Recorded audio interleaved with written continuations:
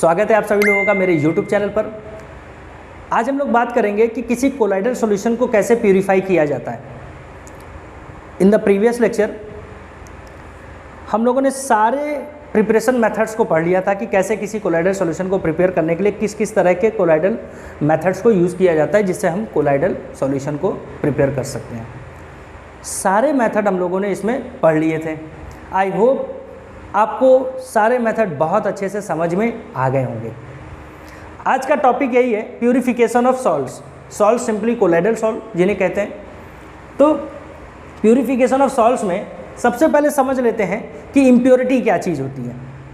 Impurities basically जो होगी वो दो तरह की होगी। इम्प्योरिटीज़ जो होगी वो दो तरह की होगी।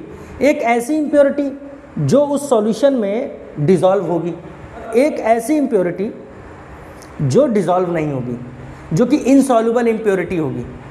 So on the basis of type of impurity आप ये समझ सकते हैं कि उसमें दो तरह की इम्प्योरिटी होंगी, एक सॉल्युबल इम्प्योरिटी और एक इनसॉल्युबल इम्प्योरिटी। तो सिंपल सी चीज़ क्या है कि इम्प्योरिटी एक इनसॉल्युबल है और एक सॉल्युबल है। तो जो सॉल्युबल इम्प्योरिटी है उसको ही सेपरेट करने के लिए, उसको ही अलग करने के लिए हम मेथड्स का यूज़ करते हैं, वेरियस टाइप के मेथड।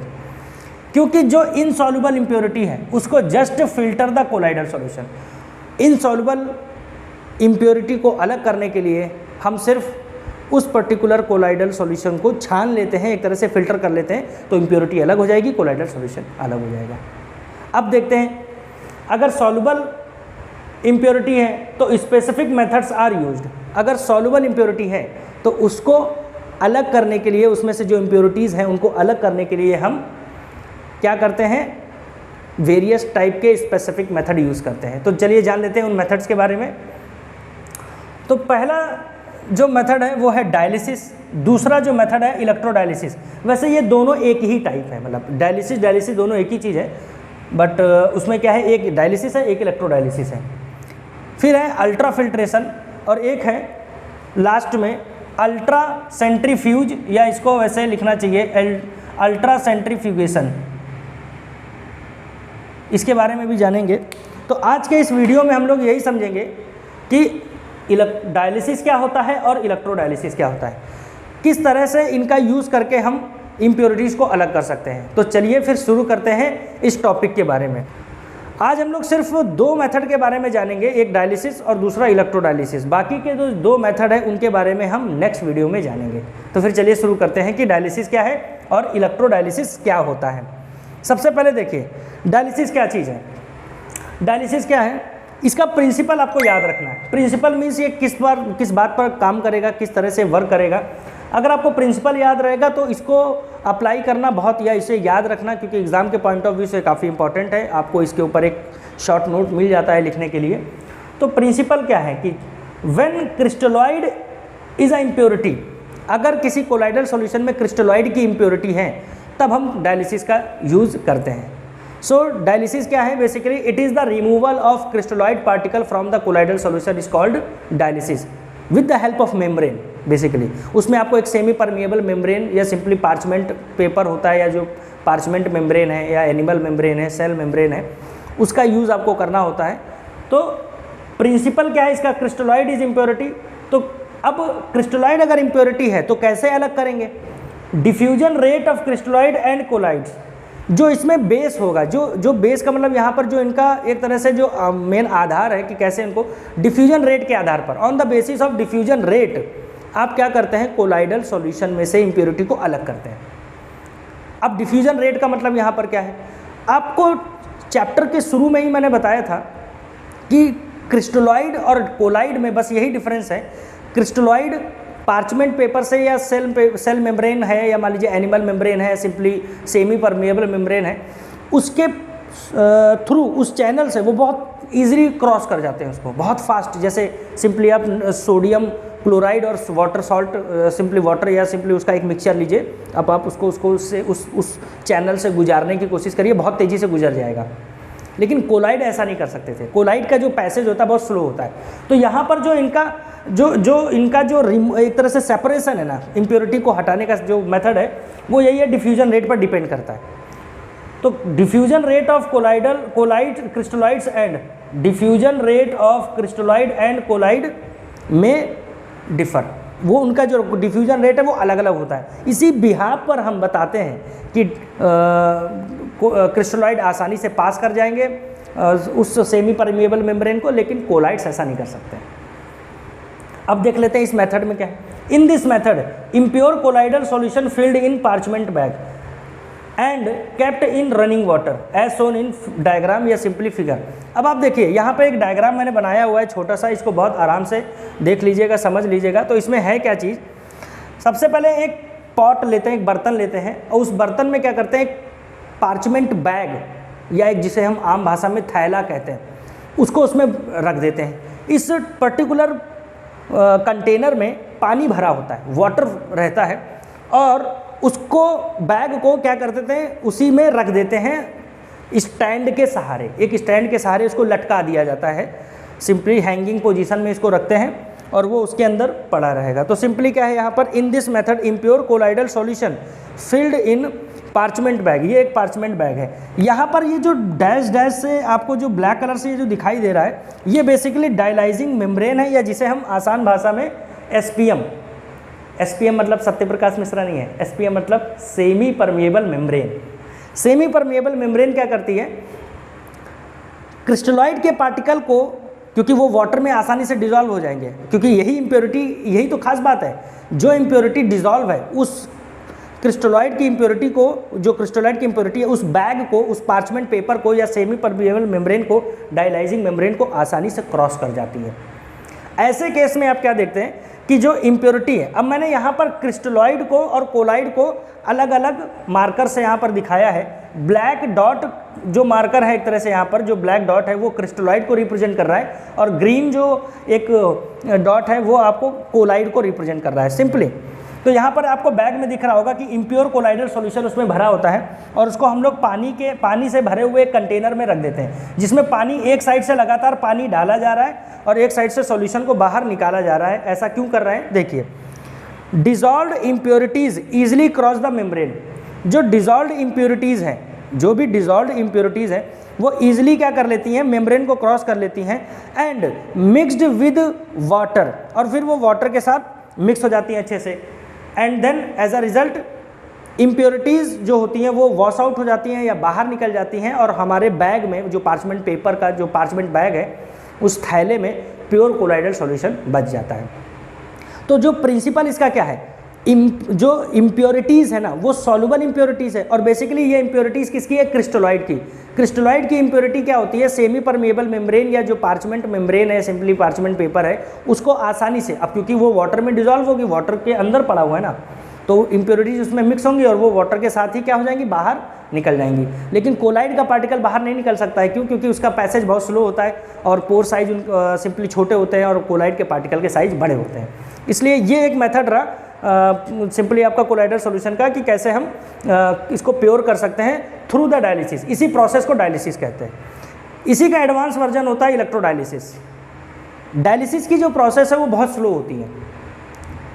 डायलिसिस का डे टू डे लाइफ में आप अगर आपने कभी एग्जांपल सुना होगा, तो डायलिसिस बेसिकली क्या होता है, जिन व्यक्तियों की, जिन लोगों की किडनी में अगर प्रॉब्लम रहती है या जिनका किडनी ठीक से काम नहीं करता है, तो उनकी बॉडी में जो ब्लड होता है वो थोड़ा सा इम्प्योर रहता है, थोड़ा क्या काफ़ी रहता है, तो उनको बहुत प्रॉब्लम होती है।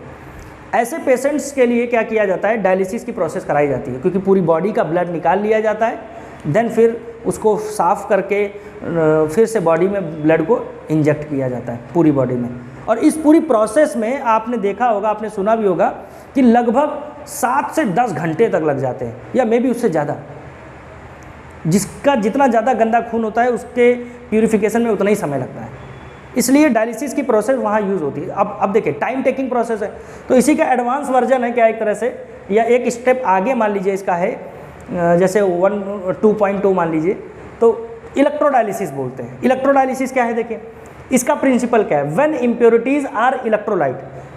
अगर इम्प्योरिटी इलेक्ट्रोलाइट है, इलेक्ट्रोलाइट भी तो डिजॉल्व इम्प्योरिटी होगी ना, मान लीजिए इलेक्ट्रोलाइट डिजॉल्व हो जाएगी तो वो भी एक तरह की सॉल्युबल इम्प्योरिटी है। तो ऐसे केस में आप क्या देखते हैं कि then this process is used. अब इस प्रोसेस को यूज करते हैं। क्यों ऐसा हम कर रहे हैं, क्योंकि dialysis is a slow process. अब डायलिसिस कैसा प्रोसेस है, बहुत स्लो प्रोसेस है। इसलिए this process is not convenient. तो डायलिसिस जब भी अगर इलेक्ट्रोलाइट की इम्प्योरिटी है, अब आप कहेंगे सर इलेक्ट्रोलाइट का क्या मतलब है और यहाँ पर क्रिस्टलॉइड का क्या मतलब है, तो देखिए क्रिस्टलॉइड में ग्लूकोज भी आता है, क्रिस्टलॉइड में शुगर भी आता है, दोनों डिजॉल्व इम्प्योरिटी है ना, लेकिन क्या उनके ऊपर चार्ज होता है? क्या वो किसी कैथोड या एनोड की तरफ अट्रैक्ट होंगी? नहीं अट्रैक्ट होंगी उनकी इम्प्योरिटीज़। लेकिन अगर मान लीजिए उसमें सॉल्ट की इम्प्योरिटी है, या बेसिकली मान लीजिए आयंस की चार्ज पार्टिकल की इम्प्योरिटी है, तो वो तो डिजॉल्व है ना उसमें, तो उनको अलग करने के लिए कौन से मेथड का यूज़ करेंगे? इलेक्ट्रोडायलिसिस। सो यहाँ पर एक बेसिक सा डायग्राम, एक बहुत सिंपल सा डायग्राम है जिसे आसानी से समझा जा सकता है। तो पहले इसके मेथड के बारे में जान लेते हैं, देन इसमें समझेंगे कि क्या है इसका पूरा थ्योरी। तो देखिए electrodialysis is faster than dialysis. जो डायलिसिस प्रोसेस है उससे बहुत फास्ट होती है इलेक्ट्रोडायलिसिस फास्टर है क्योंकि वो स्लो है, ये फास्ट है। Impurities moves towards opposite electrodes and then pure colloidal solution is obtain. अब इस मेथड का थोड़ा सा एक फिगर समझ लेते हैं, थोड़ा सा क्या है ये फिगर हमें बताना क्या चाहता है।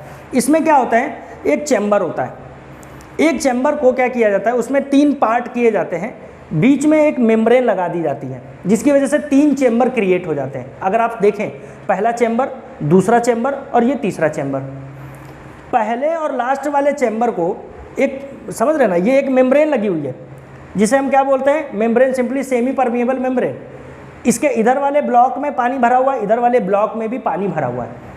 बीच वाले ब्लॉक में, बीच वाले चैम्बर में इम्प्योर कोलाइडल सॉल्यूशन भरा हुआ है। अब इसी में इम्प्योरिटी प्रेजेंट है। तो देखिए इसको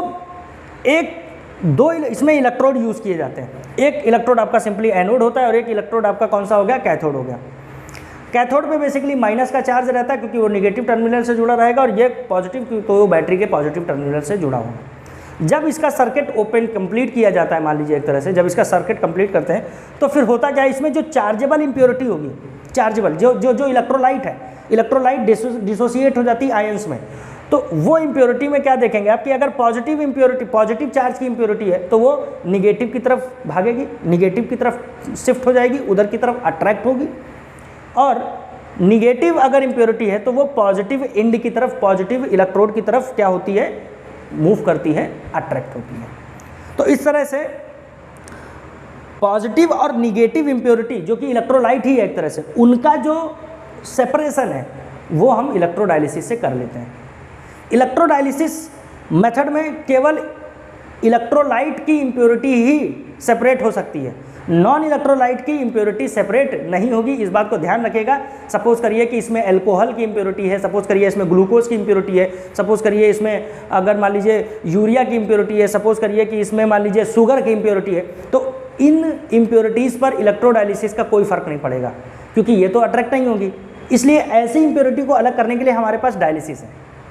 क्लियर है? क्योंकि उनका सॉल्यूशन आसानी से पार्चमेंट पेपर को या सेल मेम्ब्रेन को आसानी से, या सिंपली जो आपका पार्चमेंट सेमी परमेबल मेम्ब्रेन है उसको क्रॉस कर जाती है। सो this is all about basically dialysis and electrodialysis. एक नोट पॉइंट है, blood is a colloidal solution, ये बेसिकली निगेटिव कोलाइडल सॉल्यूशन होता है। इसके बारे में मैंने आपको पहले भी बता ही दिया अभी इसमें। So those person having kidney problem, ऐसे लोग जिनको किडनी का प्रॉब्लम है, देयर ब्लड इज इम्प्योर, उनका ब्लड इम्प्योर हो जाता है। So impure blood is purified by dialysis process. So this is the process in which blood को प्योर करने के लिए हम डायलिसिस का यूज़ करते हैं। तो ऐसे प्रोसेस में हम लोग देखते हैं कि बहुत समय लगता है। इसी का एक एडवांस वर्जन या 2.0 वर्जन आपका इलेक्ट्रोडायलिसिस है, जब इम्प्योरिटी, तो दोनों में फ़र्क आपको आना चाहिए। एक में क्रिस्टलॉइड की इम्प्योरिटी को अलग किया जा रहा है, दूसरे में भी क्रिस्टलॉइड की ही इम्प्योरिटी को अलग किया जा रहा है, लेकिन फ़र्क किस बात का है? इलेक्ट्रोलाइट और नॉन इलेक्ट्रोलाइट का। एक पॉइंट और क्लियर कर दें, डायलिसिस से इलेक्ट्रोलाइट और नॉन इलेक्ट्रोलाइट दोनों तरह की इम्प्योरिटी को अलग किया जा सकता है। इस बात को समझने की थोड़ी कोशिश करिए।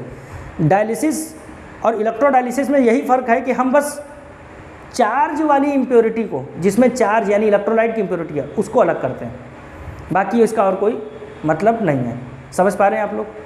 तो मैं उम्मीद करता हूं कि डायलिसिस की प्रोसेस और इलेक्ट्रोडायलिसिस की प्रोसेस अच्छे से समझ में आ गए होगी।